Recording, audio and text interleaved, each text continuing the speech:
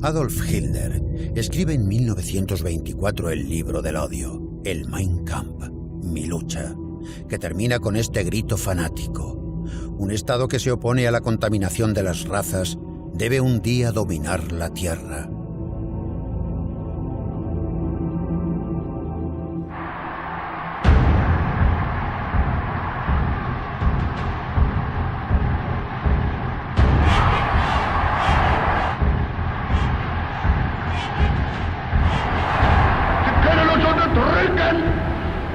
Sie können uns meinetwegen töten, kapitulieren werden wir nicht.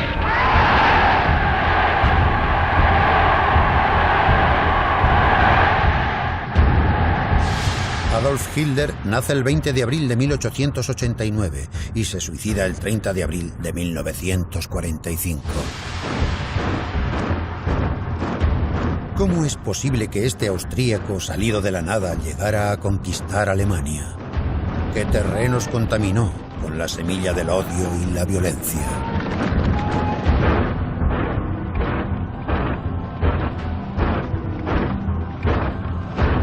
¿Cómo consiguieron Hitler y los nazis que el mundo se tambaleara y rozara el apocalipsis? Apocalipsis.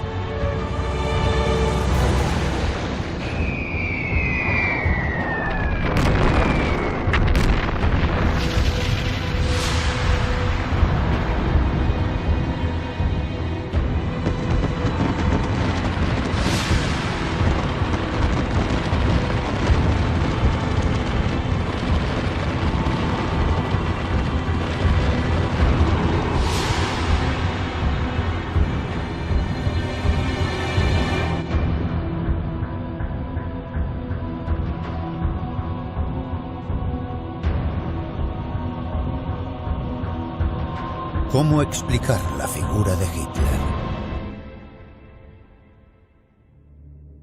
El 20 de abril de 1889, Adolf Hitler nace en el seno de una familia católica en Braunau am Inn, una pequeña ciudad que entonces formaba parte del Imperio austríaco en la frontera con el Imperio alemán.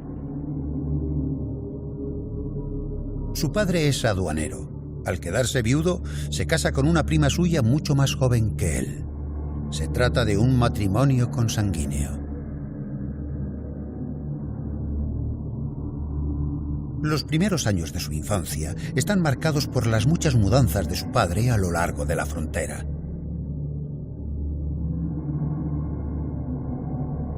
Alumno modelo en la escuela primaria, a los 8 años participa en las misas oficiales en este monasterio.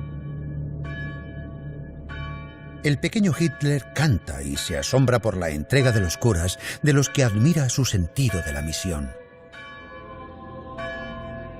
A la entrada del monasterio, fija su atención en una extraña cruz. De ella saldrá la cruz gamada, futuro emblema de los nazis. Hitler nunca se olvidará de aquella cruz que considerará una señal de su predestinación. Esta cruz constituía desde hacía miles de años un símbolo de prosperidad en la India, sinónimo del movimiento perpetuo de la humanidad. Posteriormente fue desvirtuada por los nazis, quienes la convirtieron en el símbolo de los pueblos arios, mítica raza pura de habitantes altos, rubios y con ojos azules, a los que Hitler querrá poner casco. La mística de una raza superior. Unseren Augen, da muss der deutsche Junge der Zukunft schlank und rank sein, flink wie Windhunde, zäh wie Leder und hart wie Krückstahl. Wir sind entschlossen, ein neues Geschlecht heranzuziehen. Conforme va creciendo, Hitler no se amolda a esta definición. Es un niño mimado por su madre. Regresará a estos paisajes austríacos en momentos claves de su vida. Por ejemplo, como vemos aquí, varias semanas antes de invadir Polonia y de desencadenar la Segunda Guerra Mundial. Imágenes de la casa donde Hitler pasó su infancia, grabadas y montadas por su amante Eva Braun, bajo el título El Führer visita su pequeña patria, 12 de junio de 1939. Hitler hace un alto en el camino para dejar unas flores en la tumba de sus padres, siguiendo la costumbre. No guarda ningún rencor a su padre, una persona muy autoritaria y dada a la bebida. Pero su madre, muerta a consecuencia de un cáncer a los 47 años, ha sido el único ser humano al que Hitler ha amado de verdad. En todos los cumpleaños del Führer será ella quien presidirá los regalos recibidos, y en su búnker, en los últimos instantes de su vida, él llevará encima un retrato de ella. Hitler había chocado con su padre, quien deseaba verlo convertido en funcionario. Sin embargo, Adolf nunca cursará ningún tipo de estudios, al considerar que él estaba por encima del sistema educativo. A los 19 años, tras la muerte de su madre, Hitler se marcha a Viena. Su destino no está en la política, ya que su sueño es dedicarse a las bellas artes. Gracias a la pequeña herencia que ha recibido, podrá llevar una vida de artista, bohemia. Por aquel entonces, Viena es uno de los centros intelectuales de Europa. Ante Hitler se abre un mundo en el que se respira la fastuosidad de la aristocracia y de la alta burguesía, y al que se oponen las banderas rojas ondeadas por los socialistas. Hace poco que ha dejado su provincia y descubre las distintas comunidades que pueblan la capital del Imperio austríaco. Los checos, los polacos, los italianos, los croatas y los judíos. Más tarde diría de ellos: me parecieron la encarnación de la profanación racial.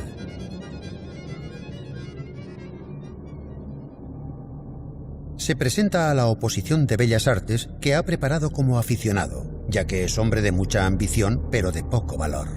Hitler es rechazado.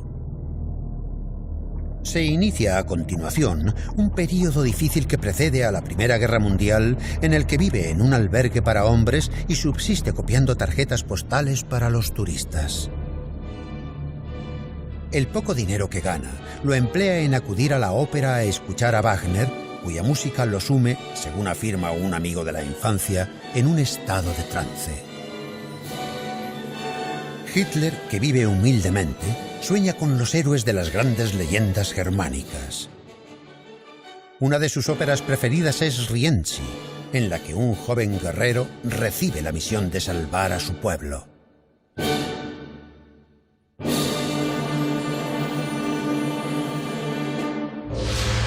Movilización. Hitler tiene 25 años. Estamos a día 2 de agosto de 1914 y la declaración de guerra lo despertará de su existencia de artista fracasado.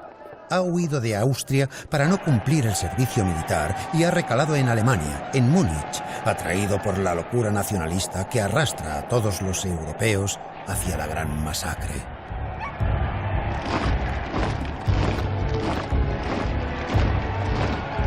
Ha quedado demostrado que Hitler participó en la declaración de guerra como un entusiasta más en medio de la multitud. Esta foto aparecerá en el momento oportuno durante una campaña electoral de 1932. Será difundida ampliamente por los nazis, pero sus adversarios afirmarán que se trata de un fotomontaje. Lo que no admite duda es que Hitler estuvo allí, que participó en la guerra y que creyó en ella.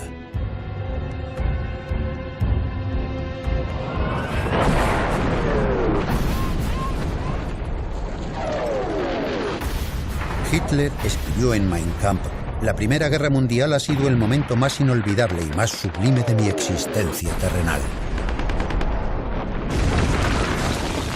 Tras 4 años, el cabo Hitler es oficial de enlace, encargado de transmitir los mensajes al 16º Regimiento de Infantería de Baviera. Corre de trinchera en trinchera para transmitir órdenes, una tarea peligrosa. Por aquella labor sería condecorado con la Cruz de Hierro. Nunca se separará de aquella cruz, que llevará debajo de la insignia del partido nazi.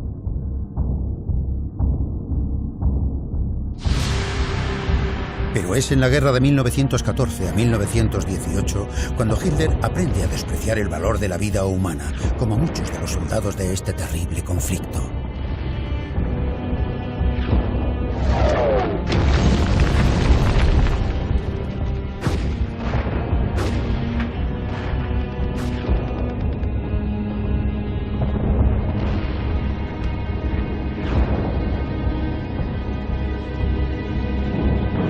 Hitler se convierte gradualmente en un enfervorecido nacionalista.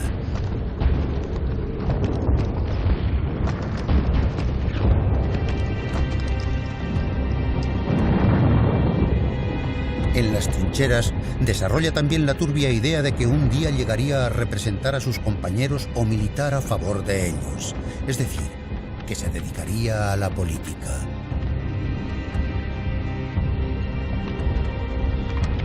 Hitler sabrá siempre explotar al máximo su camaradería con los antiguos combatientes, como queda reflejado en este discurso dado 15 años más tarde a los trabajadores de la fábrica de Siemens.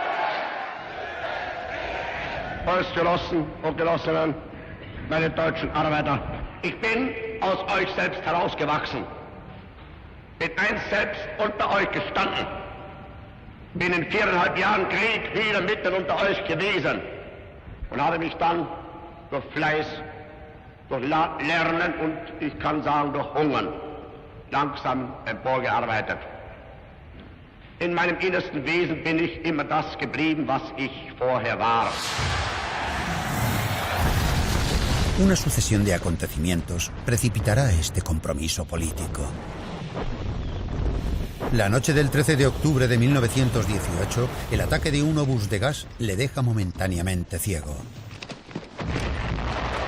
Hitler es evacuado a un hospital de la retaguardia y posteriormente a Alemania. Durante ese tiempo, las filas alemanas del frente retroceden y numerosos soldados caen prisioneros.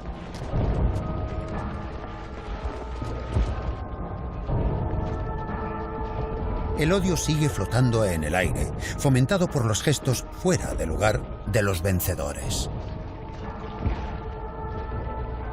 En esta imagen podemos ver cómo un soldado francés se apodera del último bien que le queda a este soldado alemán: su pipa. Una vez hechos prisioneros, los soldados del emperador Guillermo II intentan no perder la dignidad a la hora de atravesar los pueblos franceses o belgas que llevan 4 años arrasando. El resto del ejército alemán se retira de forma ordenada, llevándose consigo todo su armamento. Sus soldados se marcharán con el sabor agridulce de una derrota que los propagandistas de extrema derecha atribuirán a los integrantes de la retaguardia al negociar con el enemigo. En ese momento es cuando tiene lugar un episodio que Hitler considera decisivo. Hitler mejora lentamente y termina recuperando la vista en el hospital militar de Passbach, al norte de Berlín, donde numerosos militares se recuperan de desórdenes nerviosos fruto de la guerra. Hitler afirma que cuando se entera de la abdicación del emperador, del fin de la monarquía, de la creación de una república y del armisticio del 11 de noviembre de 1918 que marca la derrota de Alemania, escucha una voz interior. Él diría: he sentido la llamada de una voz que me ha instado a que libere al pueblo alemán y a que devuelva a Alemania su grandeza. Hitler nunca olvidaría este episodio, hasta el punto de convertir este hospital en un verdadero templo dedicado a su milagrosa misión. En su busto serán grabadas estas palabras extraídas del Mein Kampf: fue entonces cuando decidí participar en política. A esta alucinación hay que añadir la obsesión de Hitler. Cree que los judíos han apuñalado el águila alemana.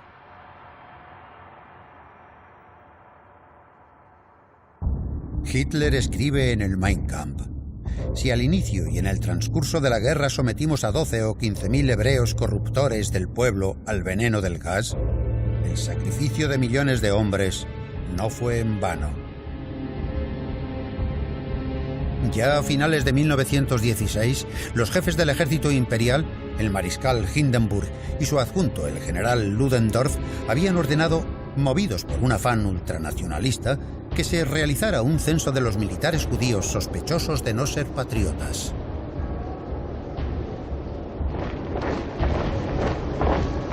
El antisemitismo ha existido siempre y en todas partes. Acosados por este hecho, los judíos, tanto los pobres de los guetos como los burgueses, denominados asimilados, sirven habitualmente como chivos expiatorios de cualquier crisis.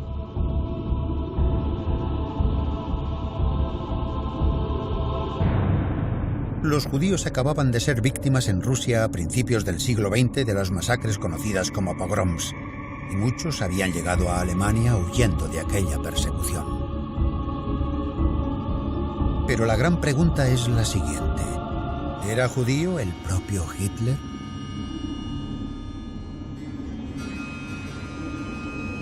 Uno de los secretos mejor guardados de su régimen es que no puede demostrar que no lo sea, ya que no llegó a conocer a uno de sus abuelos. Su padre no había conocido a su progenitor. Su abuela había terminado casándose con un molinero llamado Johann Hitler, que reconoció al pequeño y le dio su apellido. A ojos de las leyes nazis, Hitler no cumple los requisitos de la protección de sangre impuestos a todos los alemanes, según los cuales quien no quiera ser perseguido debe demostrar que ninguno de sus 4 abuelos es judío. Es decir, Hitler no puede demostrar que no es judío. Transcurridos 4 años, Hitler regresa a Múnich con su regimiento y se encuentra una Alemania en plena revolución. Hitler tiene 30 años y ante él se abre un período determinante. Busca ante todo seguir perteneciendo al ejército, que a partir de ese momento garantiza el orden y la estabilidad del nuevo régimen del presidente socialista Friedrich Ebert. La joven república debe hacer frente a un movimiento revolucionario marxista, los espartaquistas, que intentan hacerse con el poder como habían hecho en Rusia los bolcheviques 2 años antes. El ejército los aplaca, ayudado por voluntarios nacionalistas, los cuerpos francos, vivero del futuro partido nazi. En el ejército, Hitler se muestra muy diligente. Ante todo, lo que quiere es un techo y algo que llevarse a la boca, y está dispuesto a realizar cualquier mezquindad. Ejerce de agente provocador, de dedo acusador, denunciando a sus camaradas de regimiento sospechosos de ser rojos. Sus convicciones contrarrevolucionarias llaman la atención de los oficiales que controlan a la población y combaten las ideas comunistas. Hitler recibe el encargo de cumplir una misión: reeducar políticamente a los soldados y a los prisioneros repatriados. El superior de Hitler anota en su informe: es un tribuno nato que, por su fanatismo y su estilo populista, capta la atención y obliga a pensar como él. Hitler diría: en ese momento comprendí que tenía el don de la palabra. Aprenderá entonces el arte de subir a un escenario y a dominar a su público.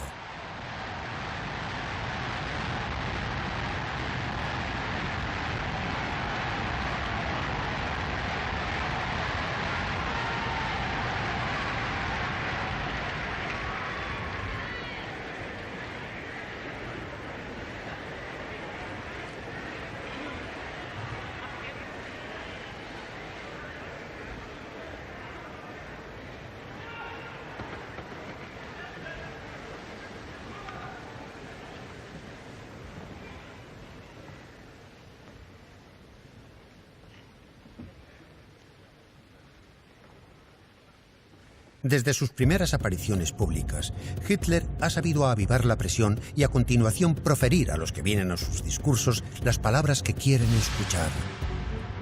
En 1919, Hitler denuncia la vergüenza nacional que supone el Tratado de Versalles. Tras varios meses de conversaciones, los vencedores, sobre todo Francia, Inglaterra y Estados Unidos, imponen a Alemania unas condiciones de paz muy duras, como si Alemania hubiera sido la única responsable de tan atroz masacre. El Tratado de Versalles, firmado el 28 de junio de 1919, condena a Alemania a pagar unas indemnizaciones desorbitadas llamadas reparaciones, que pesarán sobre la economía nacional y serán uno de los grandes motivos de la protesta alemana.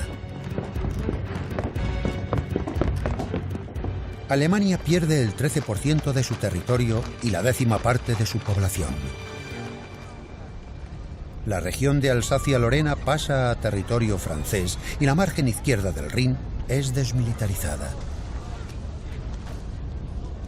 Una imagen de la época ilustra cómo queda diezmado el resto del territorio alemán. Lo más dramático es comprobar cómo Prusia Oriental se separa del resto del país para crear la Polonia desmantelada en el siglo XVIII y dotarla de acceso al mar.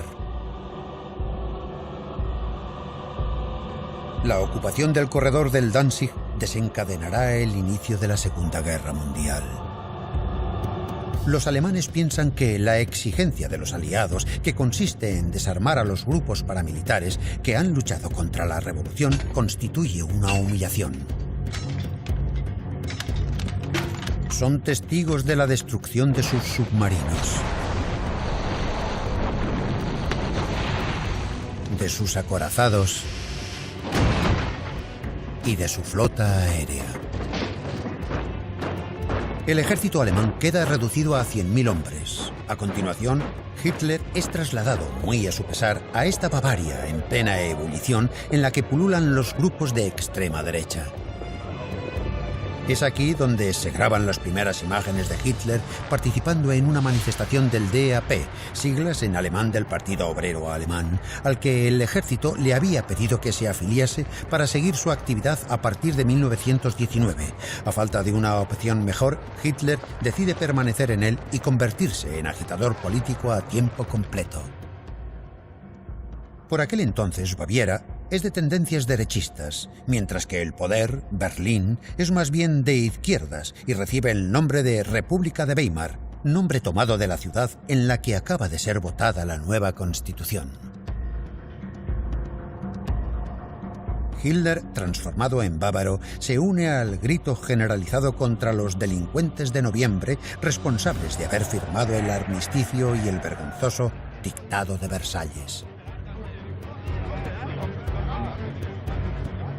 Ideas compartidas por el ejército y sobre todo por los antiguos combatientes que se reúnen en los grandes restaurantes de Múnich como el Burgerbräu-Keller, donde Hitler realiza una aparición triunfal el 13 de agosto de 1920, dando una conferencia titulada ¿Por qué somos antisemitas?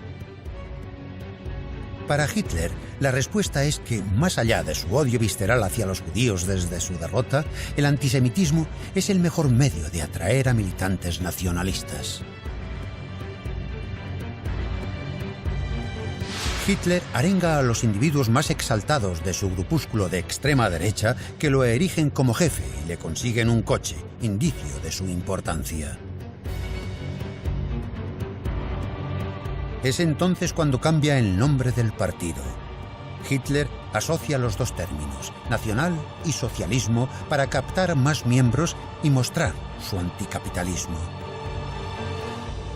El DAP se convierte a partir de entonces en el NSDAP, el Partido Nacional Socialista Obrero Alemán, nombre abreviado a nazi.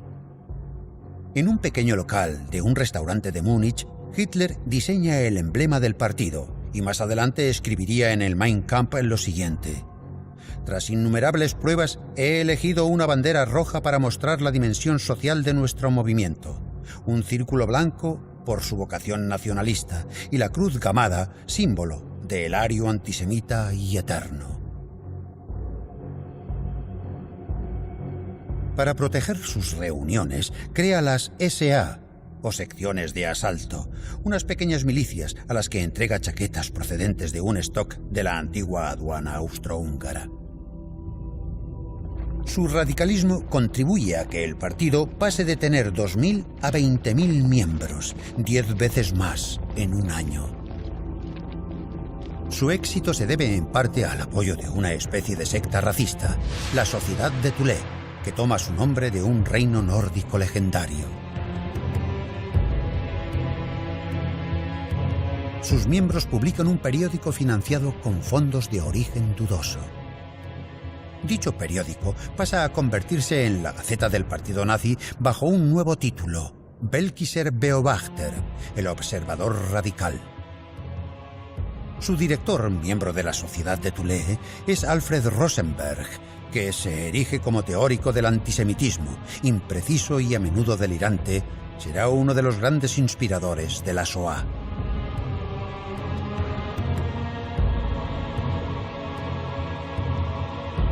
Otro antiguo miembro de la Sociedad de Thule, entonces estudiante, es Rudolf Hess, que se convertirá en secretario de Hitler y en uno de sus más serviles y fanáticos cómplices.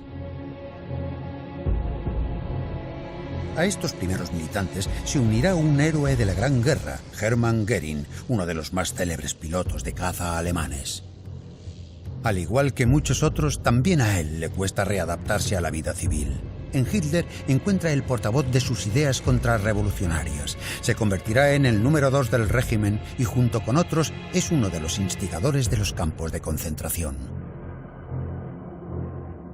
En 1922, Hitler hace desfilar a Göring al lado del general Ludendorff, todavía con un casco con punta, para mostrar a los antiguos combatientes que su gran jefe de guerra está del lado de los nazis. Ludendorff, uno de los responsables de la prolongación de la guerra de 1914, está convencido de que los políticos han sido quienes le han privado de la victoria. Muchos generales alemanes comparten esta tesis, y la adhesión de Ludendorff a las ideas nacionalistas abre nuevas perspectivas a Hitler. Todo parece posible. En Italia, la extrema derecha, el partido fascista de Benito Mussolini, acaba de hacerse con el poder.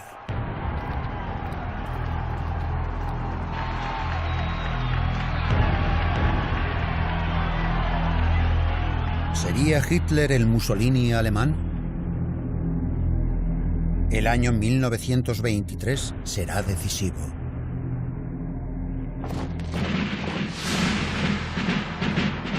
El 11 de enero de 1923, los alemanes asisten asombrados a la atronadora llegada de los soldados franceses y belgas que vienen a ocupar el Ruhr, una región minera y siderúrgica, porque Alemania se muestra reacia a pagar las famosas reparaciones, indemnizaciones impuestas por el Tratado de Versalles.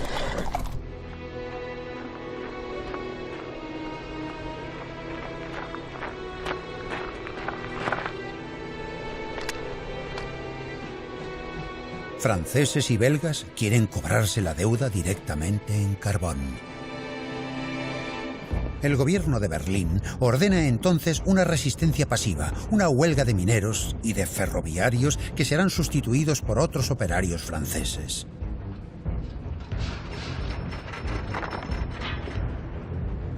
Ya no queda más carbón para los alemanes. La situación se alarga peligrosamente. El 10 de marzo de 1923 es asesinado un oficial francés, el teniente Pierre Colpan, del 17º Batallón de Cazadores. Su ataúd es transportado a través de numerosas ciudades y los oficiales franceses silban a los alemanes que no se descubren a su paso.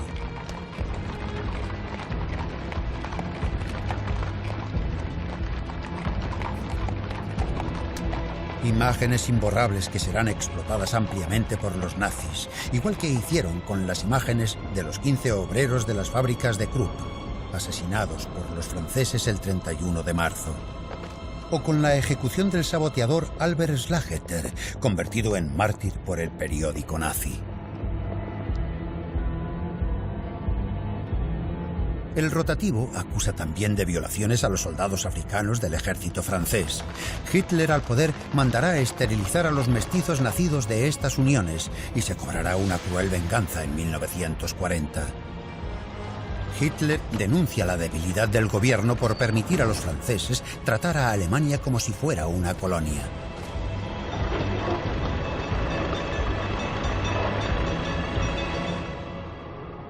Los alemanes tienen frío, los alemanes tienen hambre.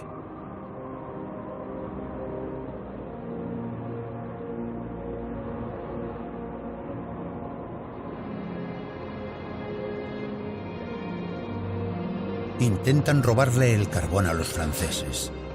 la República de Weimar se ve obligada a importar carbón y a pagar a sus mineros huelguistas. Estos enormes gastos obligan a poner a pleno funcionamiento la máquina de dinero. El marco se deprecia de una manera alarmante. Los alemanes pagan por un kilo de patatas 1.000 millones de marcos y al día siguiente la miga de pan a 460.000 millones de marcos. En un contexto de inflación descontrolada y de altas cifras de paro, la extrema derecha bávara se moviliza, con el general Ludendorff a la cabeza.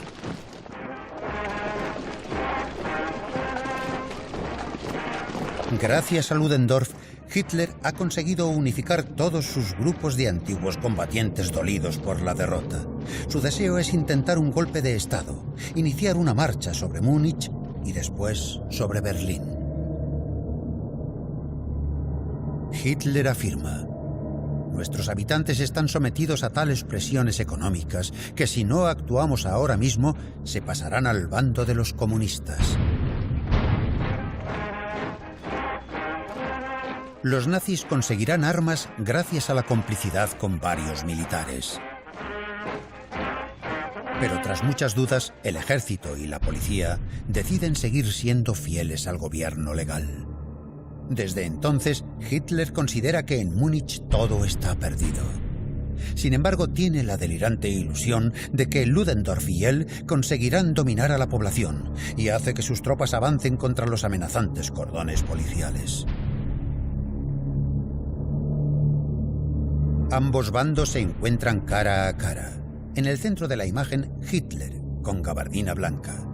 Se trata de un fotomontaje nazi diseñado para ensalzar la valentía de Hitler. Lo que en realidad sucedió es que Hitler se protegió detrás de su guardaespaldas, que falleció en el fuego cruzado contra la policía. Así fue como se puso fin al golpe de Hitler en 1923. 10 años más tarde, una vez alcanzado el poder, Hitler instaurará todos los días 9 de noviembre una ceremonia fúnebre al estilo de los ritos paganos nórdicos en memoria de los 14 militantes nazis que perdieron la vida durante el enfrentamiento. Sus normas no dejan de aumentar, y los miles de nazis y de jóvenes hitlerianos responden una y otra vez: presente.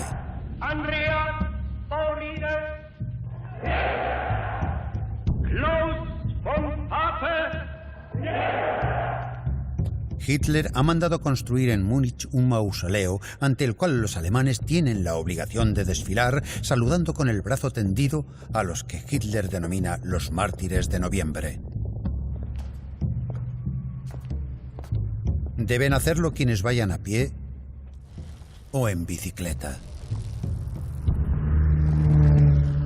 Siguiendo con la explotación del mito del golpe, Hitler se inventará otra gran ceremonia nazi, la llamada Bandera de la Sangre.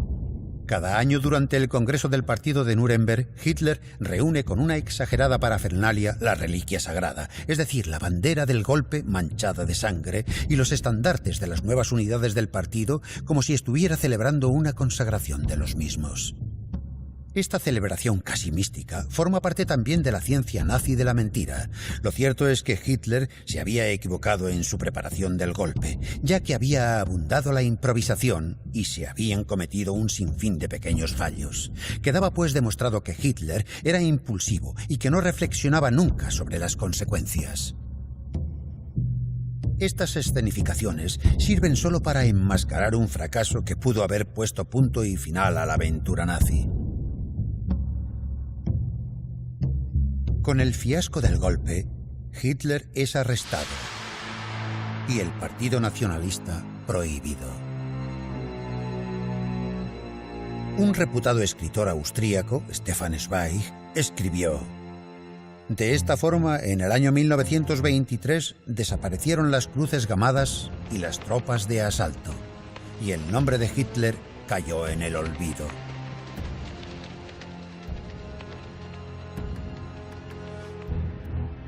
Tres meses después de la detención de Hitler, se abre en Múnich el proceso del golpe. Hitler es acusado de alta traición y del asesinato de 4 policías, lo que lo hace merecedor de la pena de muerte. Ludendorff, que ni siquiera ha sido encarcelado, llega al juicio en un coche de alta gama acompañado por sus abogados. Es inmediatamente puesto en libertad por respeto a su glorioso pasado y porque continúa teniendo unos contactos muy influyentes, quedará absuelto de los cargos que se le imputan.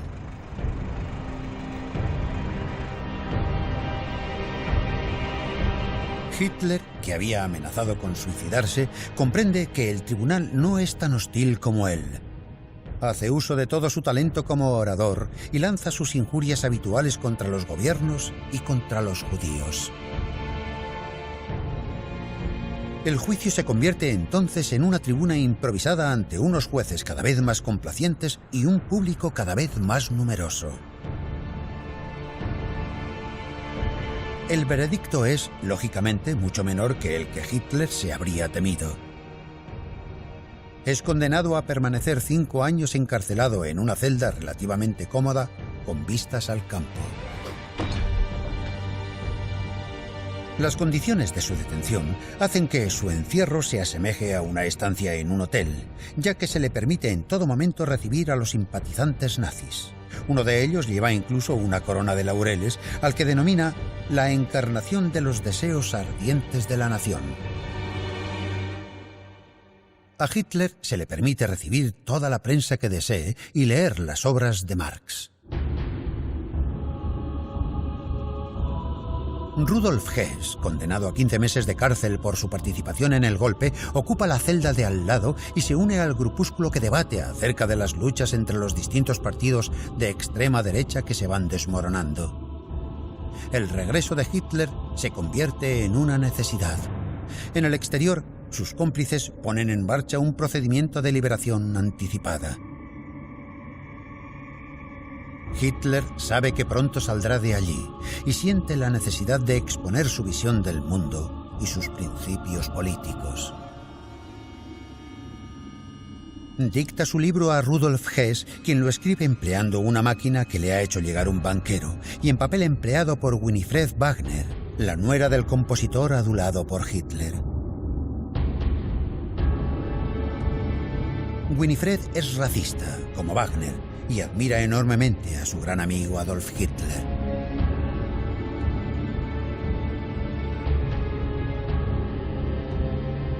Su texto, escrito de forma tosca, es reescrito por un grupo de periodistas nazis. Hitler quiere titularlo 4 años y medio de lucha contra las mentiras, las estupideces y la cobardía. Este título es considerado demasiado largo y es cambiado a Mein Kampf, mi lucha. Incluso después de la revisión, el libro no deja de resultar indigesto. No obstante, encierra el concepto que tiene Hitler del mundo, y los nazis lo convertirán en la nueva Biblia. Es copiado como si fuera una escritura sagrada y encuadernado como los grandes manuscritos de la Edad Media. Hitler delira acerca de la lucha de la raza superior, la raza a la que pertenecen los corpulentos arios rubios germánicos, acerca de la conquista de su espacio vital, de la erradicación del comunismo o de la destrucción de Francia, por no hablar de los judíos, quienes para Hitler no pertenecen ni siquiera a la especie humana.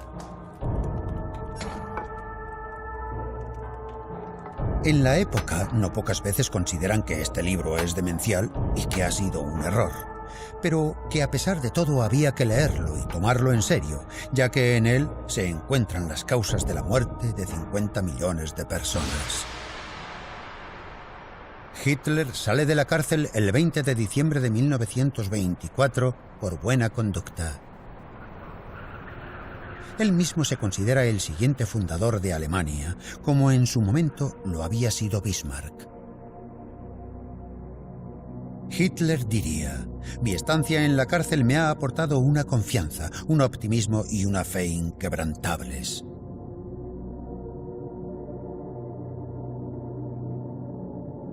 Pero entonces empieza la travesía por el desierto. El Mein Kampf resulta un fracaso. Apenas se venderán 20.000 ejemplares del primer tomo.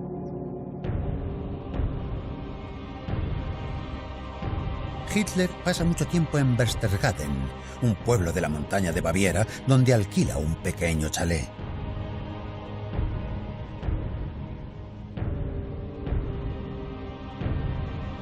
Allí conoce a una joven y sonriente camarera, Maria Reiter, de 16 años, con quien mantiene una breve relación. Ella quiere casarse, pero él se niega. Hitler le propone que sea su amante en la sombra, como otras mujeres a las que seducirá para no entorpecer su misión. Maria decide dejarle. Hitler redacta el segundo tomo del Mein Kampf, consagrado principalmente a su proyecto de expansión de espacio vital hacia Rusia. El libro tendrá una difusión intermedia hasta la toma del poder en 1933. Pero tras alcanzar el poder, el Mein Kampf pasa a convertirse prácticamente en un texto obligatorio. De hecho, el Estado se lo regala a los jóvenes que se disponen a casarse.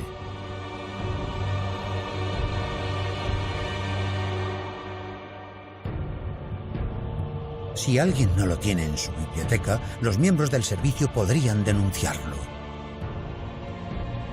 Será distribuido por la dirección de las acerías Krupp a los trabajadores más valiosos. El Mein Kampf se venderá de buen grado o a la fuerza hasta completar más de 80 millones de ejemplares y será traducido a todas las lenguas. Los derechos de autor son astronómicos y convertirán a Hitler en un hombre muy rico. El 27 de febrero de 1925 es la fecha del regreso político de Hitler, que tiene lugar en el restaurante de Múnich donde había propugnado el golpe. De esta manera se reafirma como jefe de los nazis. Entonces se produce un hecho que marcará su futuro. La encarnación misma de la nueva democracia alemana, el primer presidente de la República de Weimar, el socialista Ebert, muere a los 57 años de una apendicitis mal curada. Los alemanes sienten especialmente su muerte, ya que su gobierno había conseguido controlar la inflación y el país empezaba a ponerse en pie. Los alemanes deben elegir a un nuevo presidente y en la campaña electoral las cruces gamadas lo inundan todo de nuevo. El partido nazi deja de ser considerado peligroso, lo que provoca que se levante el veto impuesto sobre él. Además, el candidato de la extrema derecha unida, que sigue siendo Ludendorff, apenas obtiene el 1% de los votos. Hitler se congratula del fracaso de Ludendorff, ya que eso significa deshacerse de su principal rival, con el que ha fingido un enfrentamiento. Revela entonces su instinto político y afirma: «Le hemos propinado el golpe de gracia».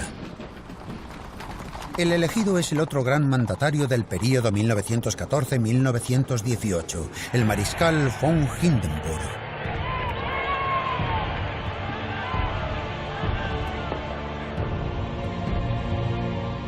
Cuando Hindenburg era tan solo un joven oficial en 1870, acude a la proclamación del Imperio Alemán en la Galería de los Espejos de Versalles.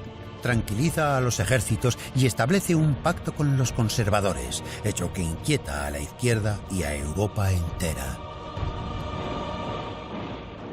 Hitler se encuentra en una encrucijada.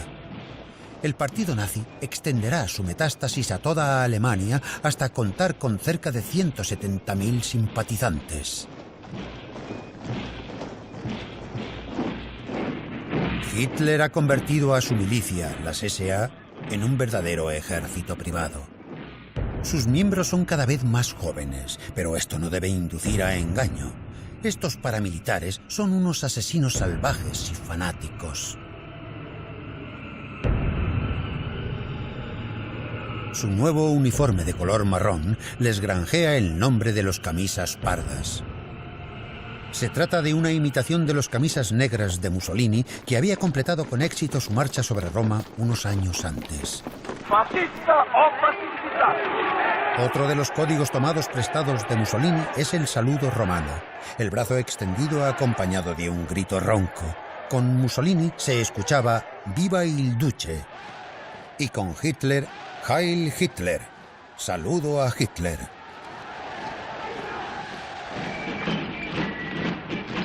El uniforme de las SA ha sido diseñado y fabricado por un pequeño equipo de estilistas alemanes, y entre sus creadores se encuentra el costurero de Stuttgart, Hugo Boss. que se jactará de ello en su publicidad. Hugo Boss, miembro del partido nazi, se encargará también de diseñar el terrorífico uniforme de las SS, la Schutzstaffel, la nueva sección encargada de la protección del Führer, y también del uniforme de las juventudes hitlerianas. Tanta inversión requiere fondos, que proceden sobre todo de la generosidad de los numerosos afiliados y de ricos simpatizantes del fascismo, como es el caso del magnate de la industria siderúrgica Fritz Thyssen, cuyas acerías están abiertas a la producción de nuevos cañones. O del gran constructor de la industria de la automoción Henry Ford. El antisemita Henry Ford ayudará enormemente al partido nazi donando la totalidad de los beneficios de sus ventas de coches en Alemania. Además, Ford, en cada cumpleaños de Hitler, realiza una donación personal de $50.000, una cantidad nada desdeñable en la época.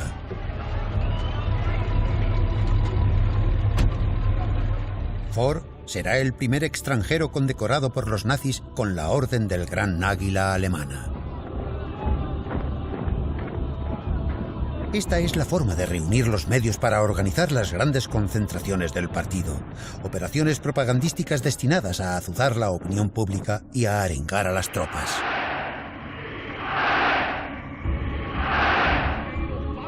El estandarte nazi proclama: Deutschland erwache, Alemania despierta. A partir de 1927, Hitler elige Nuremberg como bastión nazi y centro histórico. Una ciudad medieval, decorado simbólico wagneriano que exalta el vínculo con los señores de la guerra de la Edad Media en Alemania. Hitler lo denomina su capital ideológica. Hitler quiere también mostrar el sometimiento del partido al Führer, al jefe. Este culto a la personalidad quedará perfectamente retratado por el fotógrafo de confianza de Hitler, Heinrich Hoffmann.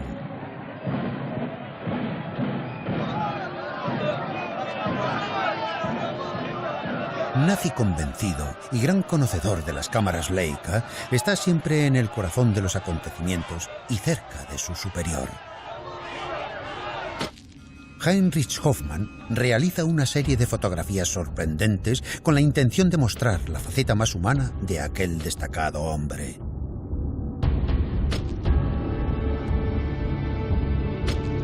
Y de seducir al electorado femenino, mostrando a Hitler como se lo imaginan los nazis.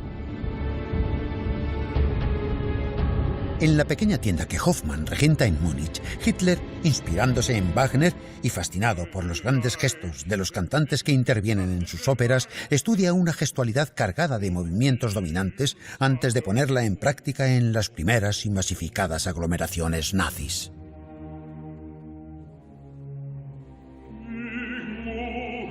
Hitler diría entonces: la masa es femenina y estúpida. Lo único que la tranquiliza es la emoción y el odio.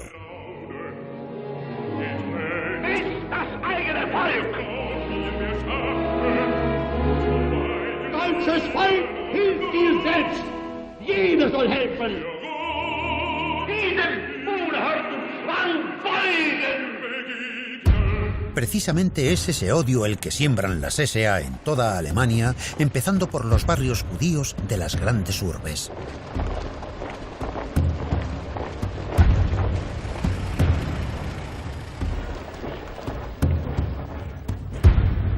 En esta sociedad, que a pesar de todo ha conseguido conservar su naturaleza pacífica, Stefan Zweig es testigo del nacimiento de la violencia. En una ocasión escribiría: el método fascista era ejecutado al estilo alemán, con una precisión militar. A golpe de silbato, los miembros de las SA saltaban de los camiones a la velocidad del rayo, golpeaban con sus porras y al nuevo golpe de silbato saltaban de nuevo a los camiones y se marchaban por donde habían venido.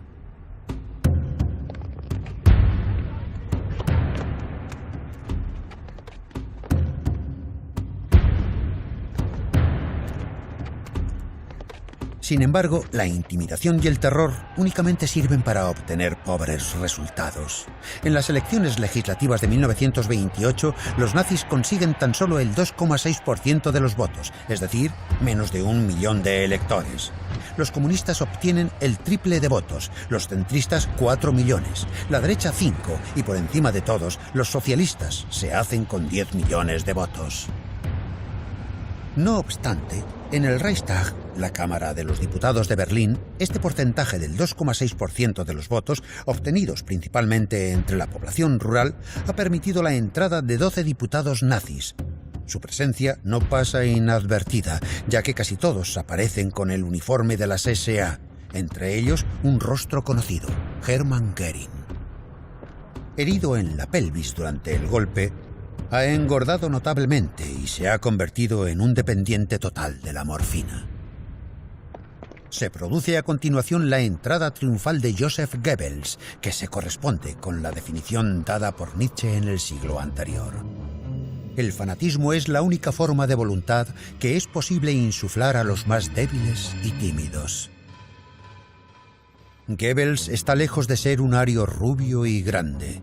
Es bajo, cojea y su pie zambo hace que desde pequeño tenga un complejo de inferioridad, un hándicap que compensa con su demencial inteligencia. Antes de conocer a la persona que cambiaría su vida, Adolf Hitler, Goebbels era un contestatario contra la sociedad y se dejaba tentar por el marxismo. Entonces Goebbels lo ve todo claro. Son los judíos, al rechazar sus manuscritos, quienes han impedido que se convierta en un gran escritor, y son los comunistas quienes siembran el caos. Diría, entramos en el Reichstag como quien se mete en la boca del lobo. Pero ninguno de los otros ciudadanos o diputados parece ser consciente de ello. El periódico Frankfurter Zeitung escribe lo que todos piensan. Hitler ni piensa ni reflexiona. Hitler es un loco peligroso. Pero si ha llegado hasta aquí es porque ha seguido al pie de la letra la ideología de la guerra y la ha interpretado de forma primitiva, como si viviéramos en la época de las invasiones bárbaras, de la caída del Imperio Romano.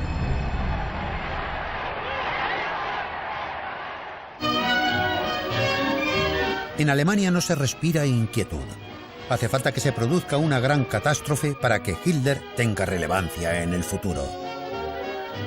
El historiador Ian Kershaw escribiría: sin la Gran Depresión, sin la crisis de 1929, sin la desintegración de los partidos burgueses, liberales y conservadores, Hitler no habría pasado de ser un iluminado en los márgenes de la vida política.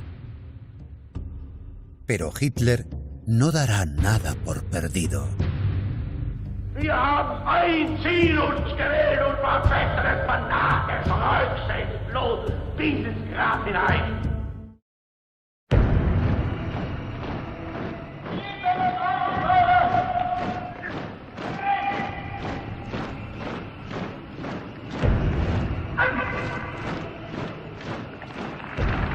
Cuando Hitler se convierta en dictador de Alemania, aplicará lo que ha escrito en su libro Mein Kampf.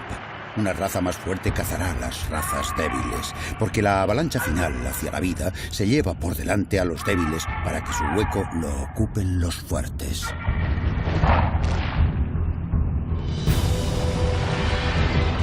Apocalipsis. ¿Cómo consiguió Hitler hacerse con el poder y convertirse en el amo? El Führer.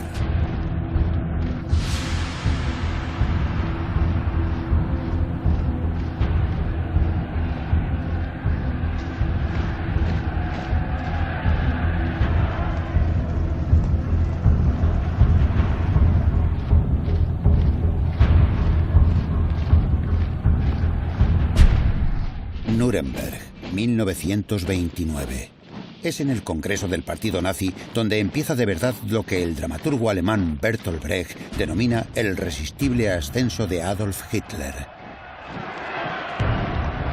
Una nueva crisis económica extremadamente violenta se origina en Estados Unidos y arrasa medio mundo, especialmente Alemania.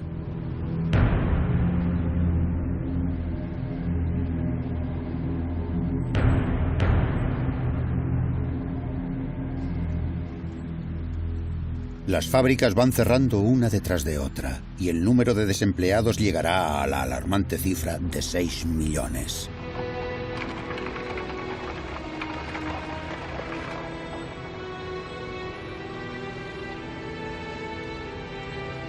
Desesperados, muchos desempleados acuden a los nazis y a los comunistas, que también tienen sus tropas paramilitares con uniforme.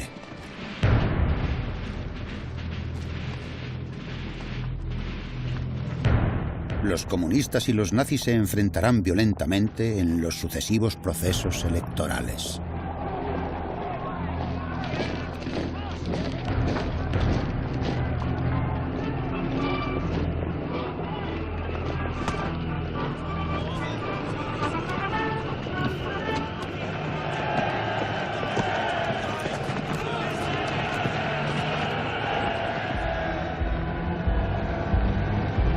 Hitler provoca el desorden y finge ser el único capaz de ponerle fin. Un chantaje que da resultado. Hitler se concentrará en los comerciantes y en los pequeños propietarios al denunciar lo que él llamará la peste roja. Los marxistas igualitarios, que también asustan a los agricultores.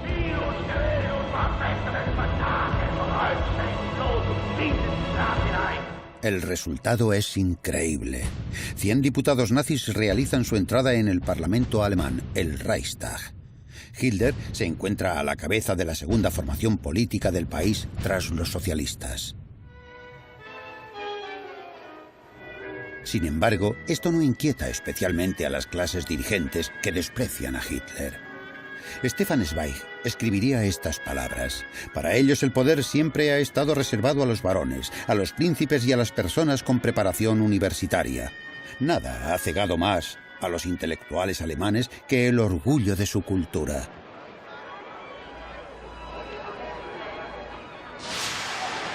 Mientras tanto, Hitler continúa su ascenso. En un año se impone a la extrema derecha alemana. Las federaciones de antiguos combatientes, como la de los cascos de acero con 500.000 integrantes, se ven obligadas a someterse.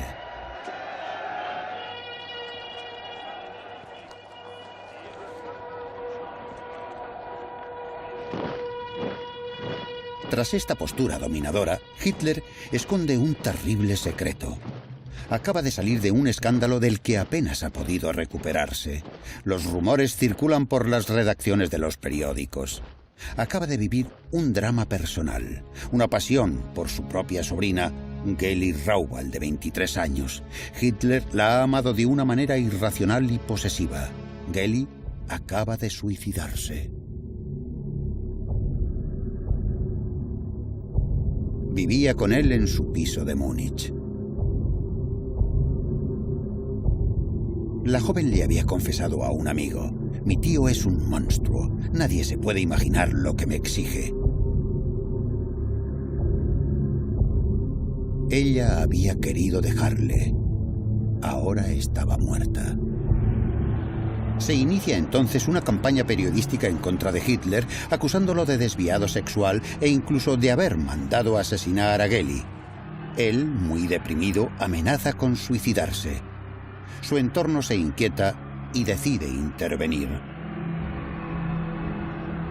Su fotógrafo, Heinrich Hoffmann, le presenta a una de sus secretarias que se parece a Geli. Se llama Eva Braun. Tiene 19 años y es muy despierta. La candidata perfecta. Eva Braun se deja seducir por la popularidad del jefe del partido nazi. Hitler la convertirá en su nueva amante en la sombra. El Führer se declara soltero, casado únicamente con Alemania, con el fin de atraer el voto femenino. Gracias a los movimientos feministas, las mujeres alemanas tienen ya derecho a votar. Eva Braun es una amante del deporte. Sueña con convertirse en actriz y con aparecer en las películas hollywoodienses de Tarzán. A su lado, Hitler recupera su hosco carácter de animal político, justo cuando se anuncia el final del mandato de Hindenburg, presidente de Alemania. Hitler es candidato a sucederlo en 1932. Apenas 10 años después de su intento de golpe de Estado y de su estancia en la cárcel, Hitler podría convertirse ya en presidente de Alemania. Los alemanes diseñan un cartel impresionante. El jefe de la propaganda nazi, Joseph Goebbels, al grito de «Seamos grandiosos», inicia una campaña electoral ultramoderna en avión, algo insólito en Europa. El director de la compañía aérea Lufthansa pone a su disposición la nave comercial más grande de la época y no reniega de la publicidad que esto conlleva.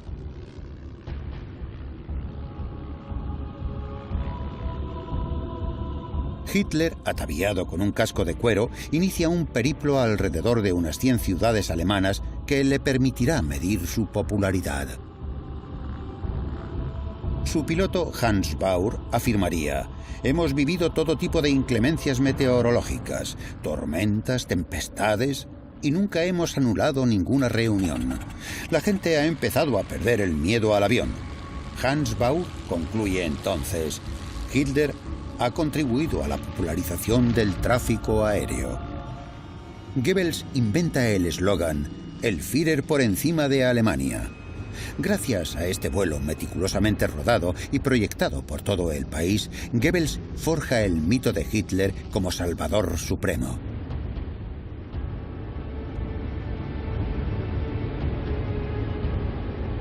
Pero no todo es tan fácil. Esta campaña resulta costosa y los empresarios todavía no confían plenamente en el carácter violento de Hitler. Los nazis deben cobrar una cantidad equivalente a €1 a cada persona que se acerque a escuchar a Hitler. Esta medida no es disuasoria, sino todo lo contrario. Un espectador, von Spaun, cuenta su experiencia. «De repente sentí cómo Hitler me miraba fijamente, y eso me marcó para toda la vida».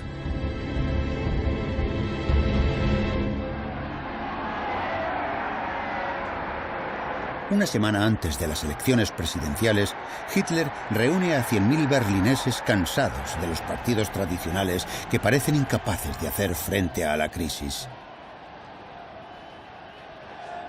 En medio de la multitud se encuentra Jutta Rüdiger, de 20 años. No hay palabras para explicar cómo nos consumía el paro. Creíamos sinceramente que Hitler era el único capaz de sacarnos de aquella miseria.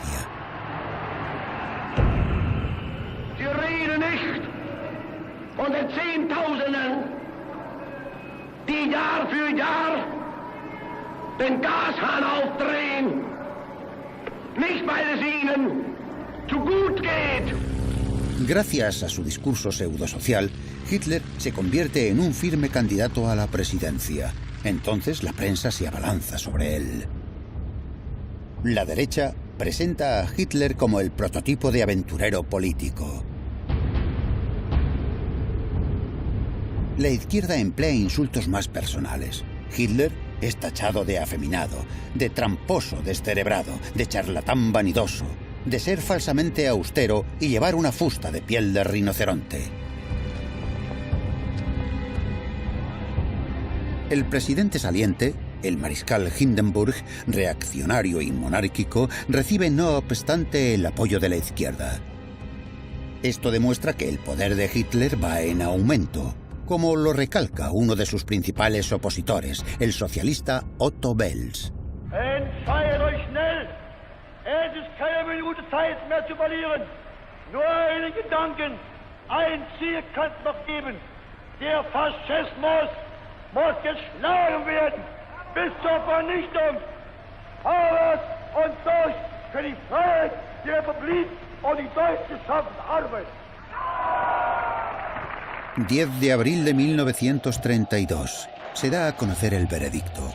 Hitler no será presidente. 13 millones de alemanes votarán por él. Eso significa la tercera parte del electorado. Una cifra enorme, pero insuficiente.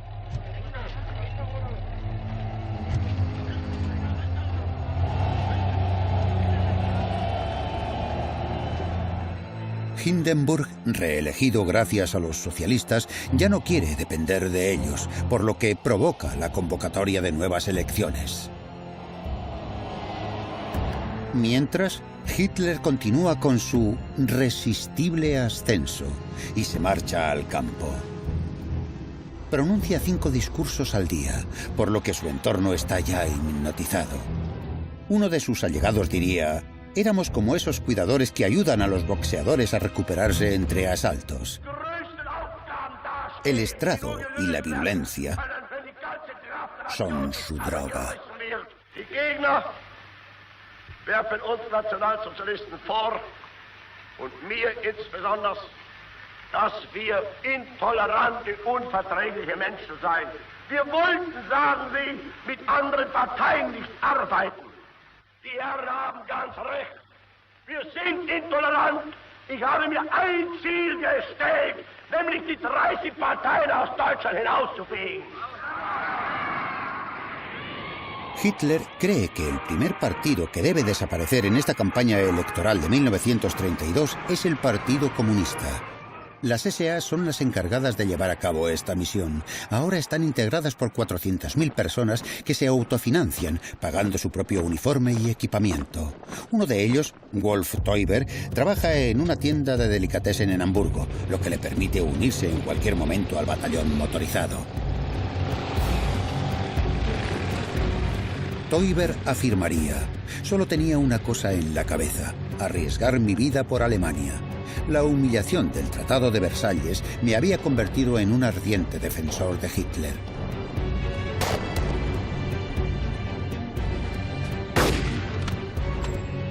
Se respiraba camaradería, solidaridad y el orgullo de compartir un mismo uniforme. Nos daba vergüenza haber combatido en la Gran Guerra siendo tan jóvenes y ahora aprendíamos de la experiencia de los veteranos.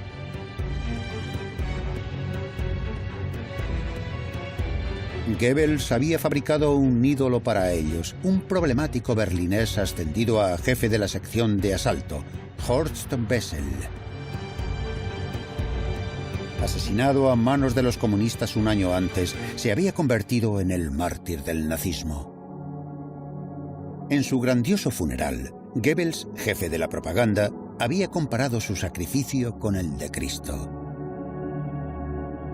Había mandado rodar estas imágenes para mostrar que el nazismo es una devoción igual que el cristianismo. Después mandaría poner música a lo que había presentado como el último poema de las SA para convertirlo en el himno oficial del partido nazi, el Horst Wessel Lied, la canción de Horst Wessel, un credo a la violencia.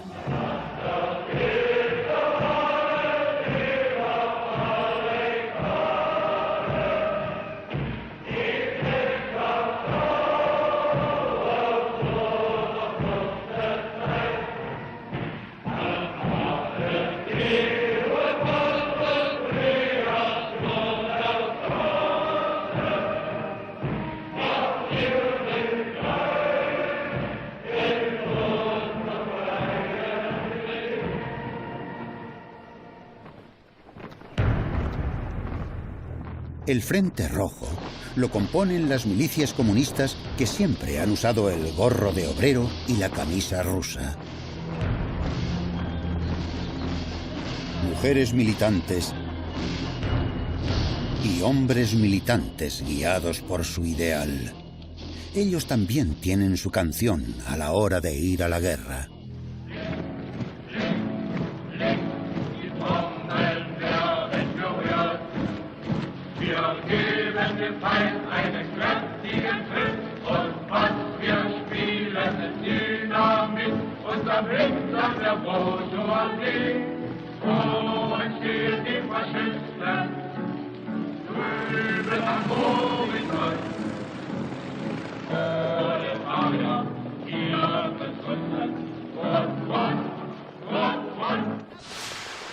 Julio de 1932, el sangriento verano de la campaña electoral. Las SA, con la complicidad de la policía, hacen frente a los comunistas en verdaderas refriegas callejeras. Entre las filas comunistas se registrarán cientos de muertos y miles de heridos. Muchos alemanes, agotados ante el desorden y la impotencia del gobierno, aprueban la violencia nazi, lo que explica el resultado de las elecciones. nada menos que 230 diputados nazis. Hitler se convierte entonces en el jefe del primer partido del país.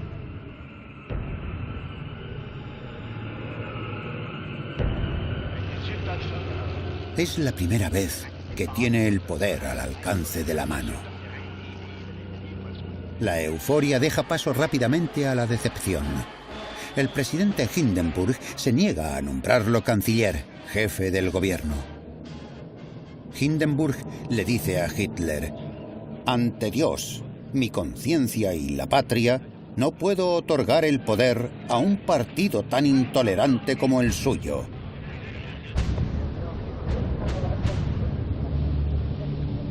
A pesar de todo, Hindenburg le propone entrar en el gobierno. Pero Hitler no se considera un político más en busca de un puesto ministerial. Hitler quiere todo el poder para crear un Estado totalitario.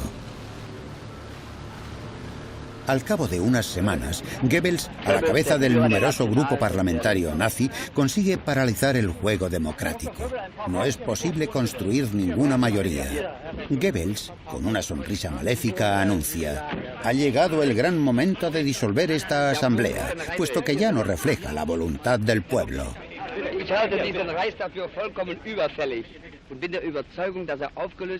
Hay que convocar elecciones de nuevo, las terceras en un año. Tendrán lugar en noviembre. Hitler espera sacar provecho de ellas. Die Energie und die Zähigkeit gehabt von den damaligen 1000 Mann vor 10 Jahren bis heute 14 Millionen zu machen. Und ich werde aus den 14 Millionen die 20 und die 30 Millionen machen.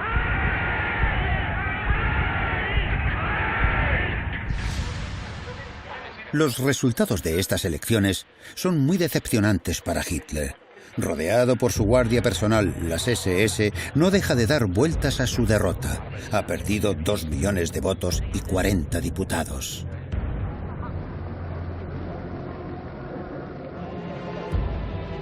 Goebbels dice: «Nos hemos estrellado». Hitler se ha negado a entrar en el gobierno y los electores no han comprendido el porqué. Goebbels lee con cierta amargura la prensa mundial. El Daily Herald de Londres afirma: «El hitlerismo como fuerza política está muerto». El periódico francés Le Populaire, dirigido por un gran nombre dentro del socialismo, Léon Blum, titula «El fin de Hitler». No. 3 meses más tarde, Hindenburg, todavía incapaz de constituir una mayoría, termina designando a Hitler canciller de Alemania.